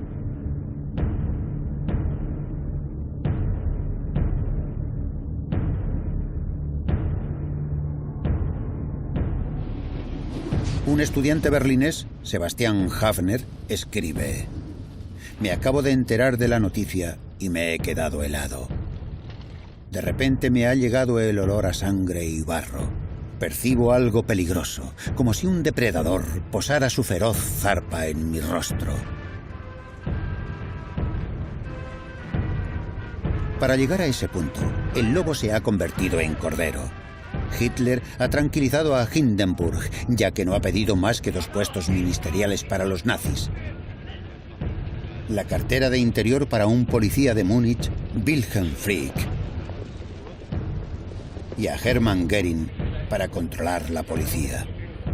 2 puestos clave.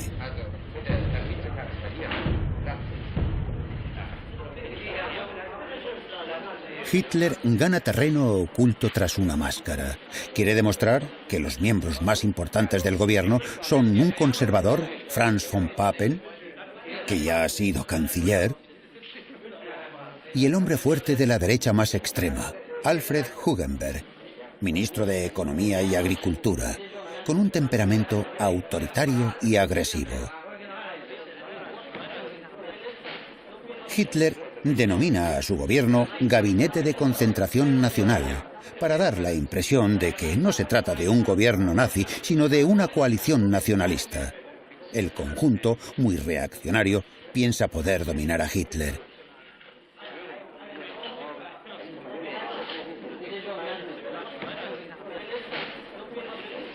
Von Papen se equivoca enormemente cuando le dice a Hugenberg: Hitler es nuestro hombre. Y el otro le responde: lo controlaremos. La noche del mismo 30 de enero de 1933, Goebbels organiza en Berlín, como en todas las grandes ciudades, un grandioso desfile de antorchas junto con los cascos de acero, las SS y sobre todo las SA.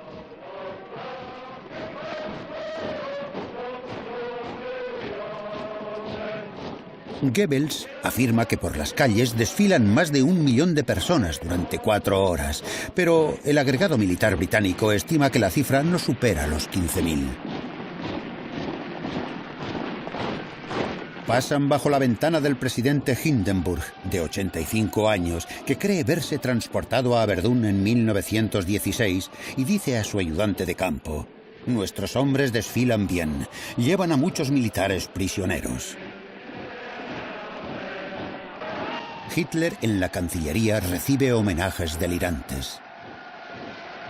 Una institutriz de Berlín, Louise Solmitz, dice: era un estado de embriaguez sin vino, y añade: se escuchaban gritos de «muerte a los judíos!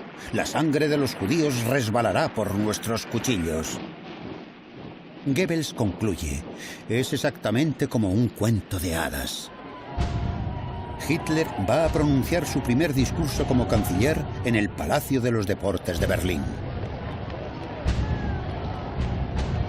¿A qué aspira Hitler?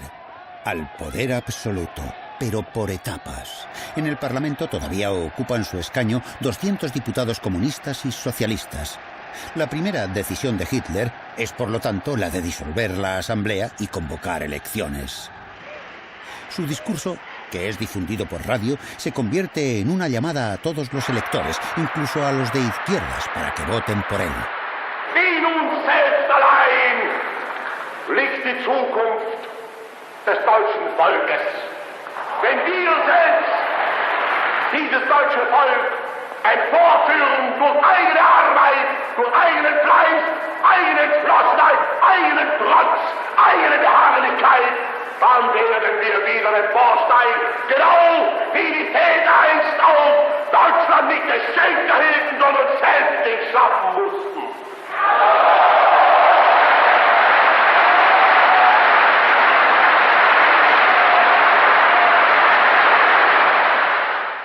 Und hege felsenfest die Überzeugung, dass eben doch dann einmal die Stunde kommt, in der die Millionen, die uns heute verfluchen, hinter uns stehen und mit uns begrüßen werden dann das gemeinsam geschaffene, wiedererkämpfte, wiedererworbene neue deutsche Reich der Größe und der Ehre und der Kraft und der Herrlichkeit.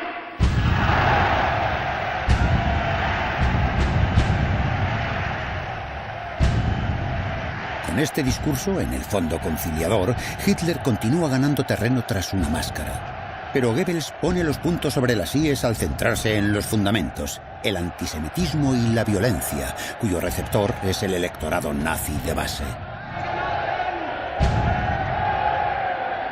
Und wenn die jüdischen Zeitungen heute glauben, auf versteckte Drohungen die nationalsozialistische Bewegung einschüchtern zu können, sie sollen sich hüten. Einmal wird unsere Geduld zu Ende sein und dann wird den Juden das freche Lügenmaul gestopft werden.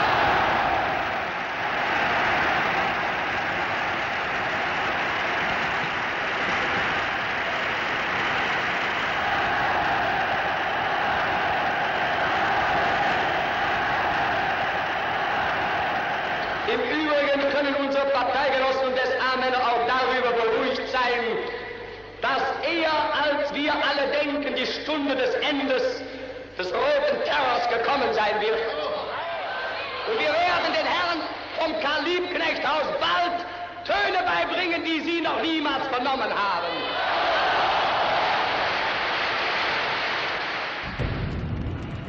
Dos semanas más tarde, en Berlín, el gran edificio del Reichstag, el Parlamento, arde en mitad de la noche. Nada queda de este poderoso símbolo de la democracia alemana.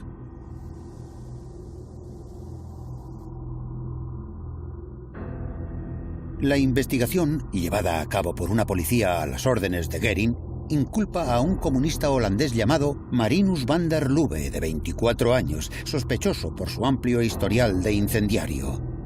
Es declarado rápidamente culpable y será decapitado. ¿Quién sale beneficiado con este delito? Los nazis. Hitler y Göring avivan el espectro de un complot de los rojos.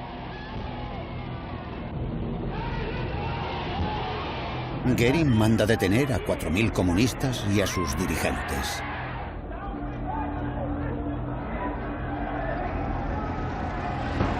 Sin embargo, el Partido Comunista todavía no está prohibido, ya que Hitler quiere conservar una apariencia de legalidad ante las elecciones legislativas que deben consolidar su poder.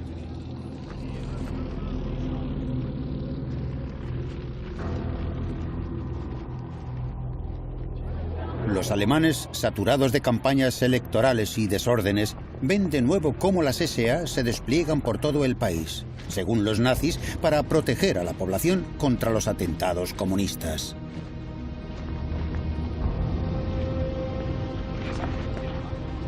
Las SA cuentan con más de 1 millón de miembros y ostentan el estatus de auxiliares de la policía. Se posicionan en toda Alemania, ante las sedes de los partidos de izquierda y de los sindicatos. Una vez más, las SA sembrarán la violencia, mientras Hitler muestra abiertamente que sigue el juego electoral con el fin de tranquilizar al presidente Hindenburg, cada vez más agotado.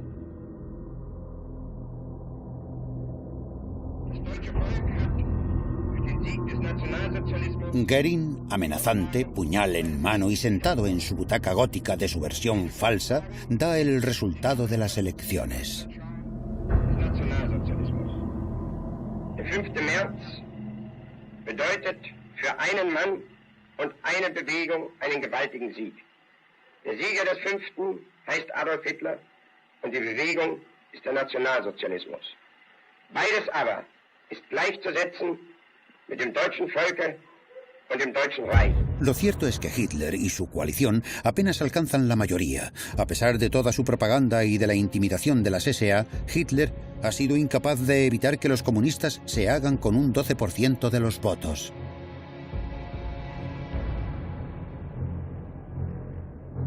Entonces Hitler se quita la máscara y se lanza a la actividad ilegal, ayudado por la complicidad de su gobierno. Suprime la elección de los diputados comunistas, los manda detener y ordena que sean enviados a los campos de concentración de Oranienburg, cerca de Berlín, y de Dachau, cerca de Múnich, recientemente creados por los nazis. Se trata de los 2 primeros campos de concentración de los 16 que serán construidos en 1933. El número de detenidos políticos asciende a 100.000 los primeros meses del régimen. El estudiante comunista Klaus Bastian cuenta: los guardias azotaban a los detenidos y los empujaban a unas aguas gélidas. Aquellas personas temían por su vida día y noche. No obstante, los nazis muestran que estos parlamentarios, estos altos funcionarios y sindicalistas, están siendo reeducados.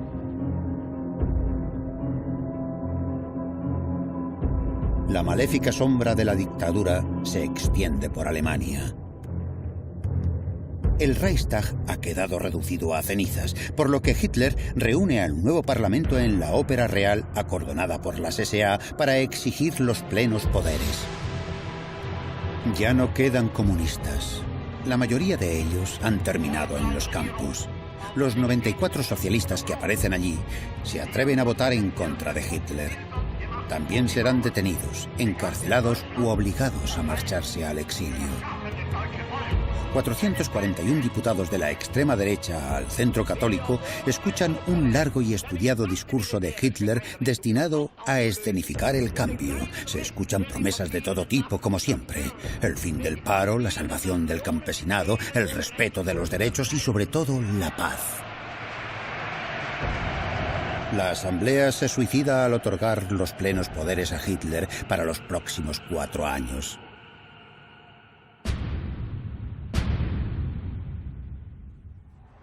el presidente Hindenburg ya no podrá discutir las decisiones del canciller.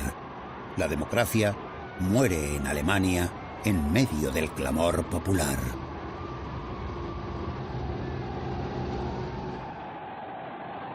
Que Hitler, un hombre que ha cimentado su poder sobre el antisemitismo, sea capaz de dirigir uno de los países más industrializados del planeta es percibido como una amenaza universal.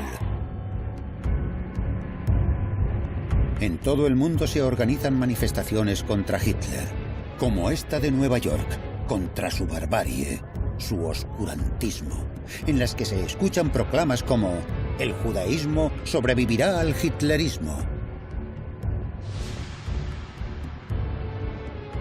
Se propugna un llamamiento mundial a boicotear los productos alemanes. Para disuadir a tanta gente, Hitler ordena a modo de aviso una jornada de boicot de las tiendas judías en Alemania.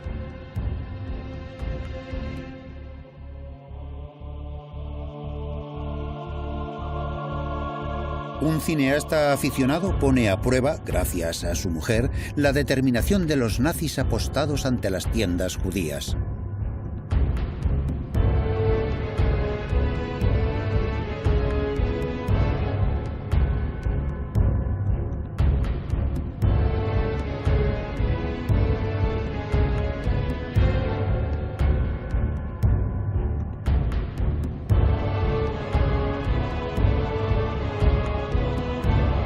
Los judíos alemanes descubren con horror las pancartas de las SA.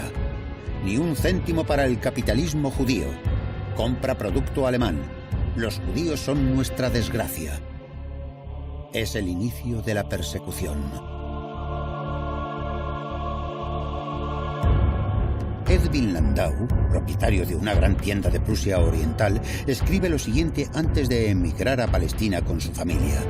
En pocas horas sufrió una transformación. Este país y este pueblo al que tanto había amado, de repente se había convertido en mi enemigo. Yo ya no era alemán, o más bien, no debería serlo. Me daba vergüenza decir que había pertenecido a ese pueblo y que había confiado en tantas personas que ahora se quitaban la máscara y se descubrían como enemigos míos.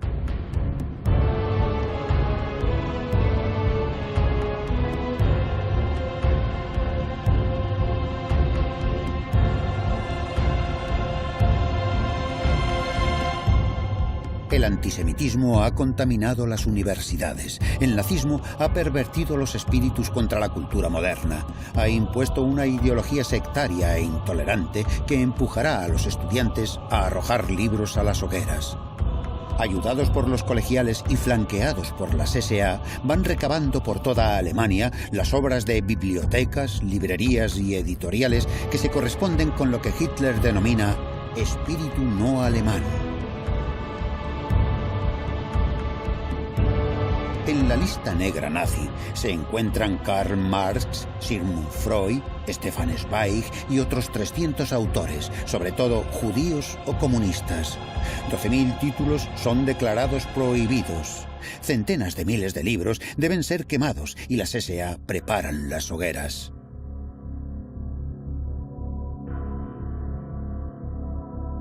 En Berlín, en la Plaza de la Ópera, Goebbels pronuncia un sermón que será difundido por la radio. Con él abre la misa negra de este auto de fe con origen en la Edad Media. Meine Kommilitonen, deutsche Männer und Frauen, das Zeitalter eines überspitzten jüdischen Intellektualismus ist nun zu Ende. Und der kommende deutsche Mensch wird nicht nur ein Mensch des Buches, sondern auch ein Mensch des Charakters sein.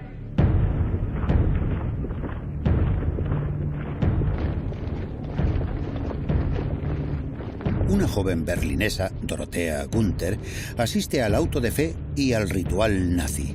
Así describe aquel momento. Las SA y los estudiantes gritaban el título del libro y el nombre del autor. Gritaban si era judío, pacifista o feminista, o simplemente moderno, y pronunciaban la frase: «Te entregamos a las llamas». Aquello me dejó sin palabras, indignada, ya que habíamos leído y debatido acerca de muchas de aquellas obras que habían terminado en las hogueras.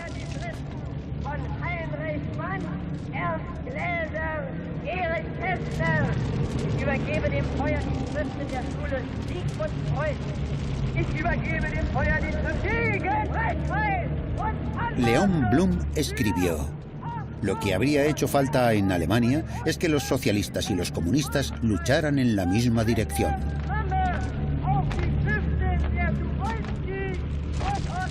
Sin embargo, los socialistas no lo querían y los comunistas seguían las órdenes dictadas por Moscú.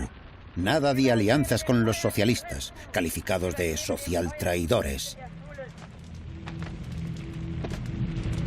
Las consignas suicidas de Stalin ayudaron notablemente a Hitler.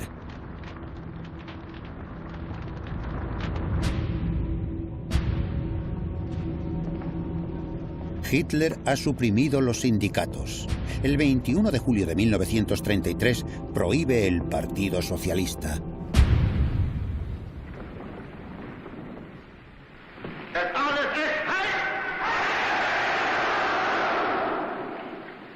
Die große Zeit ist jetzt angebrochen. Deutschland ist nun erwacht. Die Macht haben wir nun in Deutschland gewonnen. Nun gilt es, das deutsche Volk zu gewinnen. El pueblo alemán puede irse de vacaciones. A partir de ahora, el partido nazi es el único partido.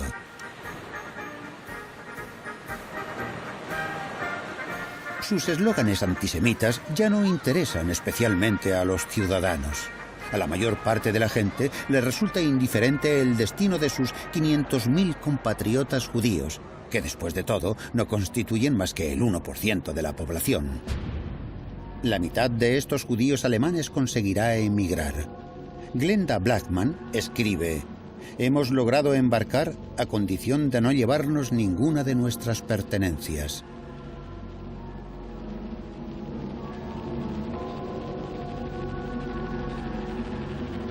Los judíos alemanes más desfavorecidos permanecen bloqueados en Alemania. Serán deportados a los guetos del este y más tarde exterminados en los campos.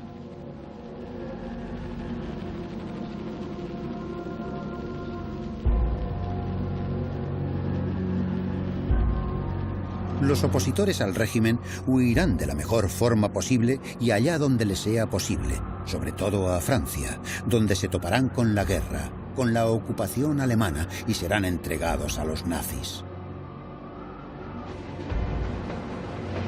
Muchos de los que no consiguen marcharse a tiempo o que deciden quedarse en Alemania para continuar la lucha serán capturados y martirizados en los campos. La inmensa mayoría de los alemanes se conformará con la dictadura.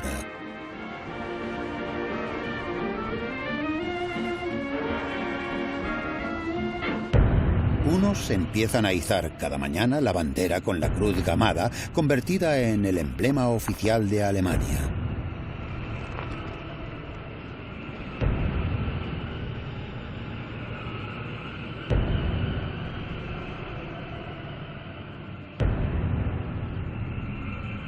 Y otros, una vez amordazada la prensa, ya no podrán leer más que los periódicos nazis. Su hija también aprenderá a realizar este saludo ahora obligatorio. Su hijo se alistará en las Hitlerjugends, las juventudes hitlerianas, que fomentan la agresividad. En el colegio, el profesor les enseñará el manejo de las armas.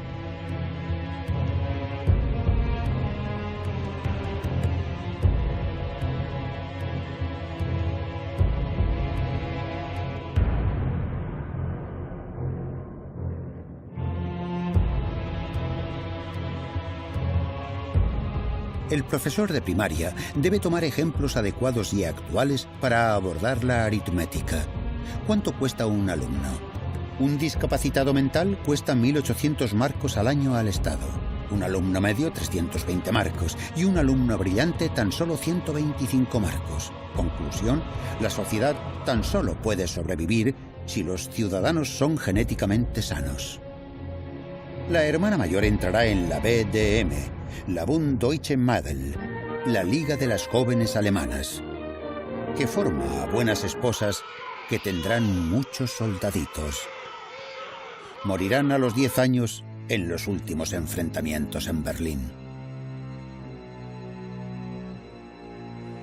Pero en el verano de 1933, los alemanes todavía no saben todo esto.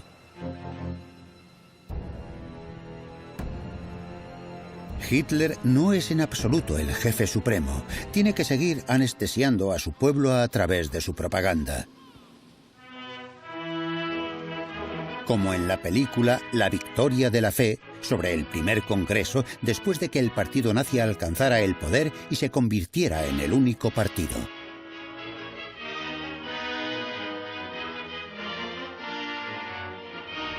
Hitler sale bien parado por el talento de la joven realizadora Leni Riefenstahl, por cuya belleza y energía queda embelesado. Gracias al uso del encuadre y de la iluminación, la fotógrafa sabe cómo ensalzar al nuevo dios de una nueva mística, la de la raza, la del Führer, la del poder. Y también a sus apóstoles, como al más fiel de todos, Rudolf Hess, uno de los redactores de las leyes antijudías. Joseph Goebbels, que ha convertido la propaganda en un gran misterio. Hermann Göring, que hará renacer la victoria alemana. O Ernst Röhm, jefe de la horda de fanáticos que formaban las SA.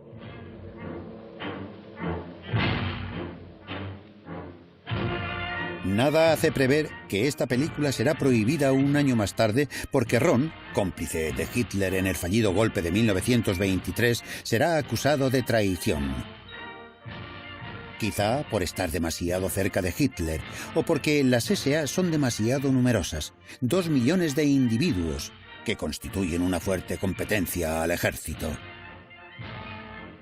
Hitler, para conseguir el apoyo de los militares, los sancionará y eliminará a Röhm.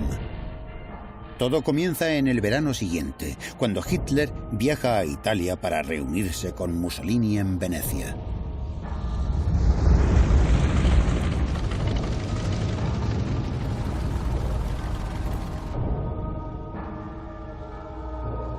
Hitler está impresionado por Mussolini, su gran modelo. Busca su visto bueno a su proyecto de anexión de Austria. Mussolini no se lo da. No desea una presencia alemana en sus fronteras. No aprecia a Hitler. Dice: este tipo parece un monje charlatán. Le invita a conocer Venecia, cuidándose mucho de empezar mostrándole su flota de guerra a sabiendas de que Hitler carece de ella. Hitler regresa a Berlín humillado. Comprende que mientras no reconstruya su fuerza militar, no podrá dar ningún paso.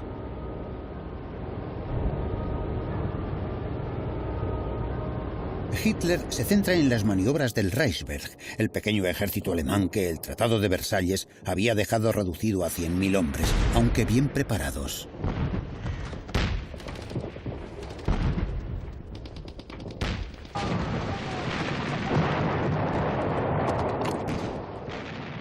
Hitler sabe bien que cualquier enfrentamiento requiere generales, almirantes y oficiales competentes, estrategas, especialistas. Ha prometido numerosas veces al ejército que lo liberará de la cortapisa del Tratado de Versalles, que le devolverá sus efectivos y su armamento. Pero los generales quieren más. Quieren el papel de Röhm y de las SA, que podrían engullir al ejército.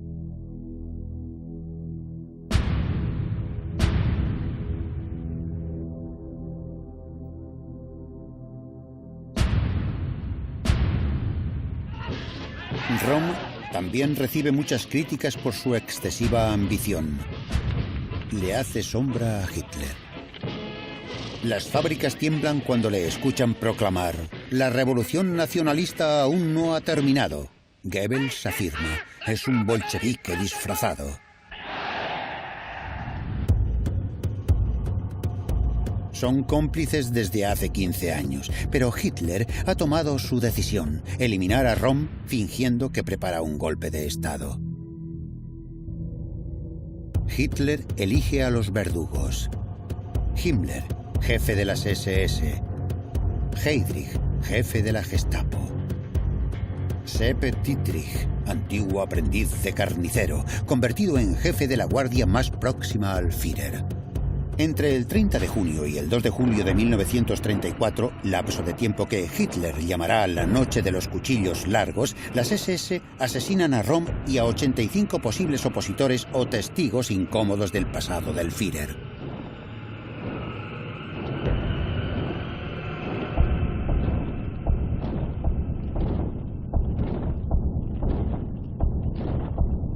Tras la eliminación de Röhm, las SA pierden toda influencia y quedan reducidas al servicio del orden. El ejército y los empresarios están satisfechos. Y Sepp Dietrich es ascendido a general de las SS. Cuando Leni Riefenstahl rueda su siguiente película, El triunfo de la voluntad, sobre el Congreso del Partido Nazi de 1934, ante Himmler solo desfilan los uniformes negros de las SS.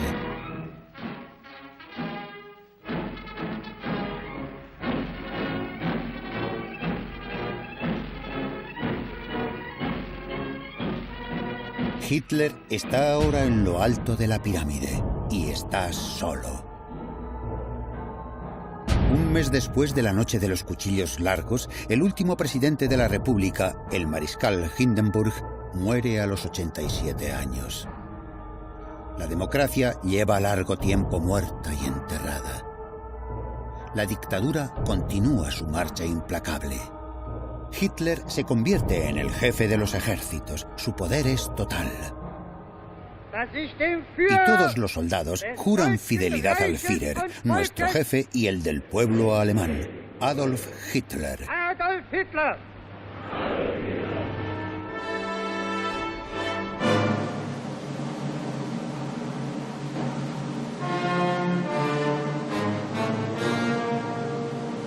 Hitler se presenta en el Festival de Bayreuth para escuchar a Wagner, su músico preferido. La nuera del compositor, Winifred Wagner, que ha apoyado a Hitler desde sus difíciles comienzos, le recibe ahora como jefe de Alemania.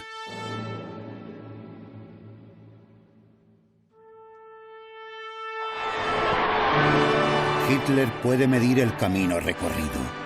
Hace realidad el sueño delirante de su juventud: convertirse en Rienzi, en su héroe wagneriano favorito, que se sacrifica para salvar a su pueblo que lo adora.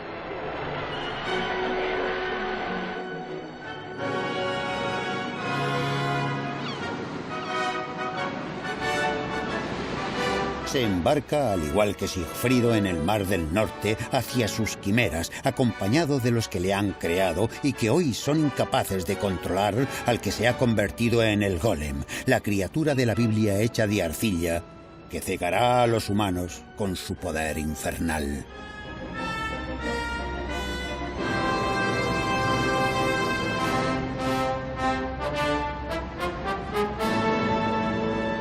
Hitler se apropiará entonces de los logros de la República de Weimar, como las famosas autovías, que se convertirán en los escaparates del régimen nazi.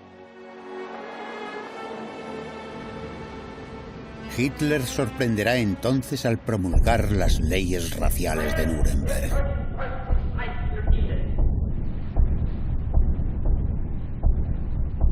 Quemará las sinagogas en el gran pogrom de la Kristallnacht, la Noche de Cristal, preludio de la solución final.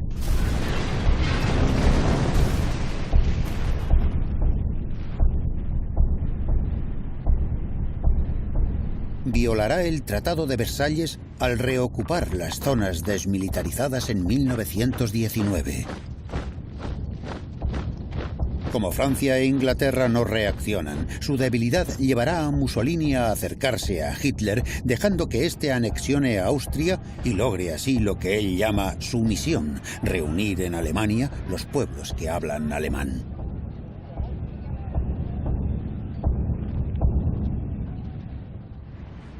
intervendrá en la sangrienta guerra civil española, dando órdenes a sus bombarderos de asesinar a la población de Guernica y asegurando la victoria de los fascistas de Franco sobre la República Española.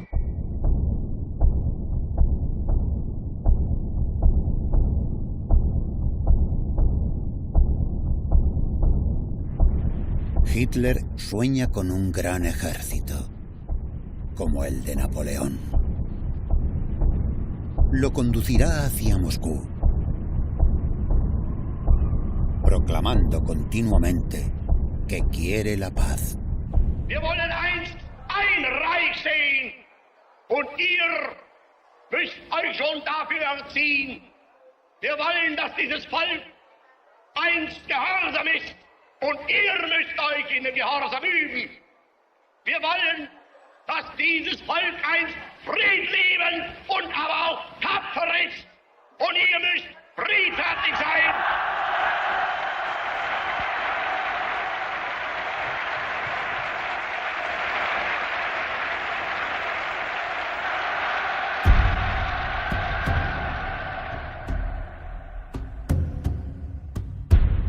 Alemania, saturada de discursos y de manifestaciones grandiosas, perderá el contacto con la realidad. Cuando Alemania esté lista, Hitler, feroz y obstinado, la arrastrará, y con ella al mundo entero, a una larga noche poblada de los fantasmas de 50 millones de muertos.